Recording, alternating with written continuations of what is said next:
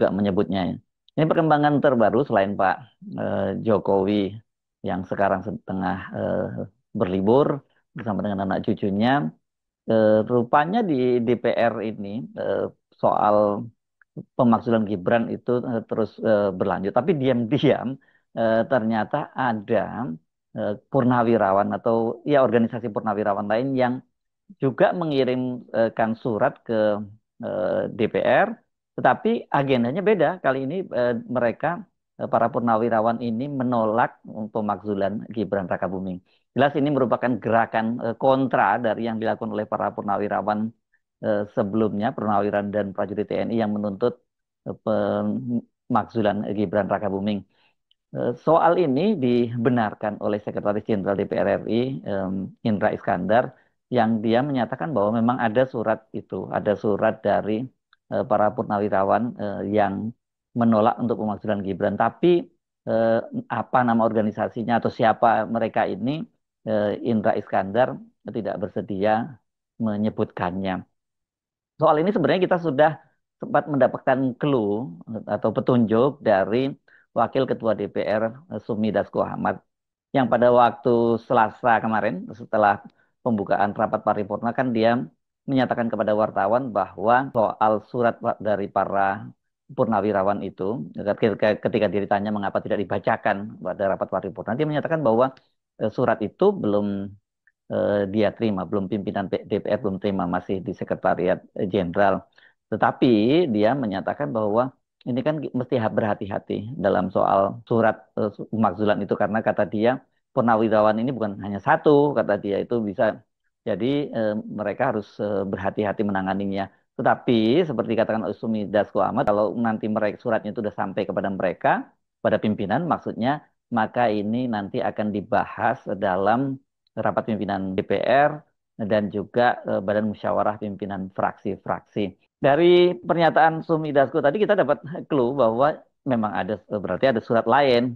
Hanya saja pada waktu itu Sumi selalu menyatakan bahwa mereka itu belum menerima, belum membaca suratnya. Tapi dia sudah tahu ya bahwa ada surat yang lain dari pimpinan organisasi purnawirawan lain yang mengirim penolakan itu. Selain Sumi Dasko kan juga yang menyatakan belum menerima surat itu adalah Puan Maharani, Ketua DPR ya, yang dia menyatakan kalau dia menyebutnya itu belum diterima dari tata usaha. Wah, ini kan kita lihat sekali bahwa sikap mereka sangat legal formal. Ya. Mereka mengaku mereka belum menerima. Padahal kan sebenarnya soal surat pemakzulan Gibran ini, desakan pemakzulan Gibran yang dikirim oleh para purnawirawan dan prajurit TNI itu dikirim sudah sejak tanggal 2 Juni 2025 ini. Kalau toh mereka menyatakan bahwa mereka pada waktu itu sedang reses, tapi nggak mungkin dong para pimpinan DPR ini nggak ngerti bahwa itu ramai sekali dibahas di pemberitaan. Dan bahkan sebenarnya kalau mau mundur ke belakang lagi, pada saat tanggal 17 April pada waktu itu, ketika para purnawirawan ini menyampaikan pernyataan sikapnya, yang pada waktu itu masih 8 pernyataan sikap yang dibacakan oleh mantan Danjen Kopassus Mayor Jenderal TNI Purnawirawan Sunarko, itu kan juga sangat heboh ya beritanya. Nah, jadi nggak mungkin kalau mereka tidak mengetahui ada surat itu. Jadi kita bisa menduga-duga bahwa tarik menariknya memang masih sangat kuat di DPR dan paling penting seperti saya sebut kemarin belum ada green light dari Pak Prabowo sebagai presiden sekaligus ketua umum Partai Gerindra. Nah, siapa para purnawirawan ini yang mengirim surat untuk menolak pemakzulan Gibran? Sebenarnya kita dengan mudah menduganya. Tapi apakah mereka yang mengirim, saat beberapa di antara mereka yang ngirim, ya kita belum tahu karena belum dapat penjelasan. Setidaknya pada waktu para purnawirawan itu membacakan 8 tuntutan, yang pada waktu salah satu soal pemakzulan Gibran ini hanya poin ke-8 kan sesungguhnya. Tapi kan kemudian yang dikirim itu hanya pemakzulan Gibran poin 1, 2 sampai 7 itu tidak didesakkan oleh mereka. Tidak lama kemudian kan PLT PPAD, PLT Ketua Umumnya, yakni Mayor Jenderal TNI Purnawirawan Komarudin Simanjuntak menyatakan bahwa pernyataan para purnawirawan itu tidak mewakili purnawirawan TNI secara keseluruhan. Jadi dia dengan menyatakan bahwa itu bukan sikap dari PPAD lah setidaknya. Dan sikap dari Komarudin ini kemudian ditegaskan lagi ketika akhirnya pada tanggal 2 Juni 2025 atau 2 pekan setelah pernyataan dari para purnawirawan yang dibacakan oleh Pak Narko tadi itu kan para purnawirawan ini berkumpul. Bukan hanya PPAD itu, ada LVRI, Legion Veteran Republik Indonesia, kemudian Pepabri, ini Pepabri ini dipimpin oleh Pak Agung, Agung Gumelar, kemudian ada juga PPAD, PPAL, PPAU, dan PP Polri. Bahkan Persatuan Istri dari para purnawirawan ini, mereka membuat 5 pernyataan sikap. Sebenarnya dari 5 pernyataan sikap itu, yang lainnya itu saya kira sangat normatif. Tapi yang paling penting poin pertama yang menyatakan bahwa organisasi yang resmi dari para purnawirawan itu ya mereka, itu hanya 6 organisasi itu. Secara tidak langsung mereka menyatakan bahwa pernyataan sikap dari 300 lebih purnawirawan terdiri dari purnawirawan TNI AD, TNI AU, dan TNI AL itu bukan sikap resmi dari mereka. Seperti yang dikatakan oleh Komarudin Simanjuntak tadi bahwa itu tidak mewakili sikap mereka. Tetapi kan kalau kita lihat jumlahnya yang lebih dari 300 orang dan nama-nama besar yang ada di situ, ya kita nggak bisa meremehkan begitu saja gerakan ini. Gerakan ini kan dipimpin oleh Pak Tri Sutesno, mantan wakil presiden dan juga pernah menjadi Panglima ABRI. Kemudian menandatangani surat itu kan ada 4 orang jenderal dari TNI AD, TNI AL, dan TNI AU. Yang dari TNI AD-nya ada 2 orang, yakni Jenderal TNI Purnawirawan Farul Rozi, mantan Wakil Panglima TNI. Kemudian Jenderal TNI Tiasno Sudarto, ini mantan Kepala Staf TNI Angkatan Darat. Laksamana TNI Purnawirawan Slamet Subianto, mantan Kepala Staf TNI AL, dan Marskal TNI Purnawirawan Hanafi Asnan, ini mantan Kepala Staf TNI Angkatan Udara. Ya, jadi nggak bisa dianggap main-main dan kemudian dinyatakan bahwa oh, mereka bukan organisasi yang resmi. Katakanlah kalau tahu mereka bukan resmi, tapi mereka ini bagian dari warga negara. Dan bagian warga negaranya itu pengabdian. Mereka juga nggak main-main karena di antara mereka tadi saya sebutkan jabatan-jabatannya. Itu ya menunjukkan bahwa mereka sudah cukup cukup berbakti kepada bangsa dan negara. Jadi nggak bisa dinafikan begitu saja dengan kemudian mungkin kalau dalam bahasa hukum dianggap mereka tidak punya legal standing. Saya pikir semua warga negara, apalagi mereka para purnawirawan, ini banyak diantaranya adalah perwira tinggi, ya legal standingnya mereka sangat jelas gitu. Jadi kalau kemudian ini dianggap tidak legal standing, ya menurut saya, jadi kita sebagai bangsa ini apa dong legal standingnya?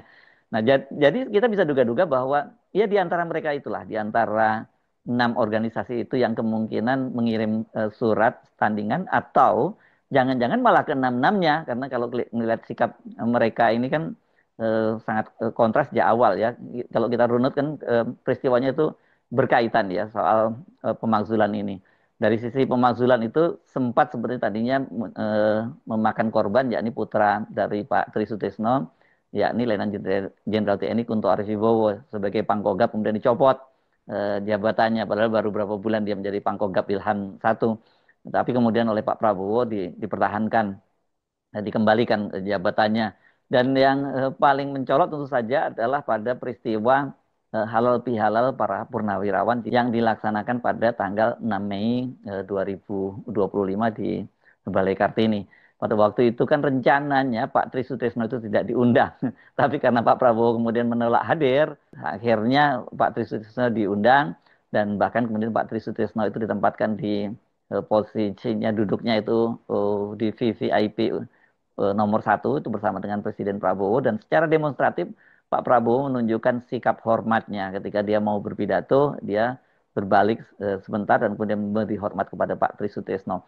Jadi memang ini ada diam-diam ada semacam rivalitas gitu di kalangan para purnawirawan ini. Tetapi para purnawirawan yang memegang lembaga-lembaga resmi para purnawirawan seperti Legion Veteran Republik Indonesia, Pepabri, PPAD, PPAU, PPAL, bahkan PP Polri juga itu tentu mereka tidak berani bersikap frontal terhadap Pak Tri Sutrisno. Bagaimanapun juga sekarang ini Pak Tri Sutrisno adalah paling senior di antara jenderal paling senior di kalangan TNI baik dari sisi usia maupun dari jabatannya ya.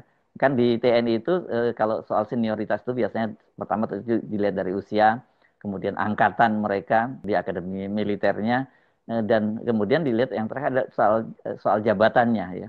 Jabatannya itu menentukan senioritas di dalam kemiliteran, kendati mereka sekalipun mereka sudah jadi purnawirawan. Nah, kalau dilihat dari itu Pak Tri yang menang semuanya. Beliau ini kan lulusan Akademi Teknik Angkatan Darat, ATK Bandung tahun 59, dan seperti saya sebut tadi pernah menjadi lengkap ini Kepala Staf TNI Angkatan Darat, kemudian Panglima ABRI, dan kemudian menjadi Wakil Presiden. Sekali lagi ini tergantung dinamika pemakzulan Gibran ini kembali kepada para elit politik, para tokoh-tokoh partai politik, karena memang domainnya itu sekarang ya di parlemen, dan parlemen itu terutama DPR dan juga MPR itu kan sebagian besar merupakan kepanjangan tangan dari partai-partai politik, kecuali DPD. DPD pun banyak diantaranya mereka itu terafiliasi dengan partai-partai politik yang ada saat ini.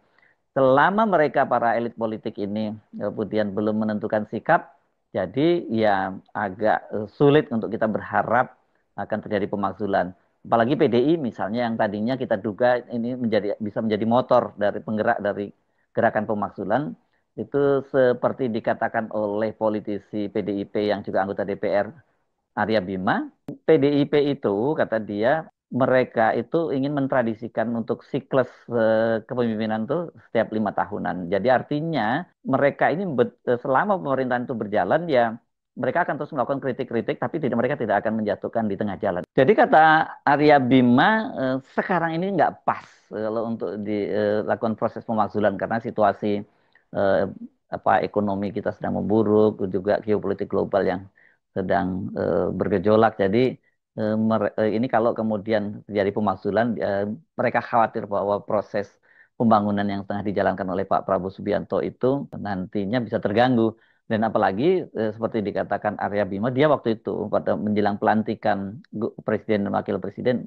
dia mendapat instruksi langsung dari Ibu Megawati katanya untuk hadir pada pelantikan itu. Jadi nggak melakukan boykot di situ. Dari situ kita bisa menafsirkan ya PDIP sendiri ternyata tidak punya niatan untuk melakukan pemakzulan terhadap Gibran Rakabuming. Tetapi apakah dengan begitu bahwa pemakzulan itu sekarang berarti sudah aborted atau sudah gugur di tengah jalan? Saya kira nggak tidak bisa membacanya seperti itu karena semua tergantung dari dinamika politik. Justru yang disampaikan oleh Arya Bima tadi bahwa ini bisa menjadi persoalan karena situasi ekonomi dan gejolak dunia yang sedang terjadi, sehingga nanti kalau kemudian dilakukan pemakzulan itu menjadi kontraproduktif. Tapi sebaliknya, justru ketika terjadi misalnya krisis ekonomi dan krisis politik, ya mau nggak mau kemudian ini pasti dorongan untuk melakukan pemakzulan itu akan semakin kuat. Apalagi kalau kemudian diserukan oleh civil society, ya saya kira para elit politik tidak bisa tidak mau tidak mau harus meresponnya. Karena seperti yang disampaikan oleh para purnawirawan, mengapa mereka itu mengajukan pemakzulan pada Gibran? Karena ada kekhawatiran mereka bahwa kalau kemudian dalam situasi dunia sedang bergejolak seperti saat ini, dan kemudian terjadi apa-apa pada Pak Prabowo, baik berhalangan tetap, meninggal dunia, atau mengundurkan diri, dan lain-lain lah, dan lain-lain penyebabnya, kemudian yang menggantikan Gibran, apa yang terjadi dengan Indonesia? Itu sebenarnya justru, jadi jangan dibalik juga Pak Arya Bima ya kalau Anda menyatakan bahwa itu akan mengganggu. Tapi para purnawirawan juga berpikir secara lebih jauh. Kalau kemudian Gibran Rakabuming itu yang menggantikan Pak Prabowo dengan pengalaman yang sangat minim, dia harus mengelola negara yang sangat besar seperti Indonesia dan dengan kompleksitas dunia yang sekarang ini sedang bergejolak, apa nggak tambah hancur negara ini? Jadi sebenarnya tinggal dari mana Anda melihat perspektifnya begitu ya. Karena kalau Anda melihat perspektifnya misalnya bahwa ini pemerintahan ini bisa berjalan sampai 5 tahun, itu kan sebenarnya juga asumsi yang bisa saja dibantah. Sebaliknya juga begitu, kalau ada kekhawatiran terhadap kesehatan Pak Prabowo misalnya, itu juga merupakan asumsi gitu yang bisa dibantah. Tapi saya kira ini kita mesti memilih dalam hal ini manfaat dan mudorot. Mana yang manfaatnya lebih besar dan mana mudorotnya lebih kecil. Dalam hal ini, saya kira kalau kemudian kita memakzulkan Gibran dan kemudian menggantikan dengan wakil presiden yang kita sebut sebagai ban serep yang memang layak ban serep yang bisa digunakan ketika terjadi ban utamanya itu meletus, ya kita pasti harus memilih mana yang mudorotnya lebih kecil dan dalam hal ini Terima kasih sudah menyimak pembahasan kita kali ini sampai akhir. Semoga apa yang kami sampaikan bisa menambah wawasan dan membuka perspektif baru tentang isu-isu yang sedang berkembang. Kalau kamu merasa informasi ini penting, jangan ragu untuk like, subscribe, dan bagikan video ini ke teman atau keluarga. Dukungan kamu sangat berarti untuk perkembangan channel Politik Pintar dan semangat kami untuk terus menghadirkan konten yang objektif dan mendalam. Ya, tulis pendapatmu di kolom komentar. Apakah kamu setuju, tidak setuju, atau punya sudut pandang lain? Politik bukan soal menang atau kalah, tapi soal memahami dan berpikir kritis bersama. Channel Politik Pintar akan terus hadir dengan analisis tajam, informasi terpercaya, dan pembahasan yang menantang cara kita melihat dunia politik. Sampai jumpa di video berikutnya dan ingat, berpikir kritis adalah langkah pertama menuju perubahan. Sampai ketemu dan salam cerdas.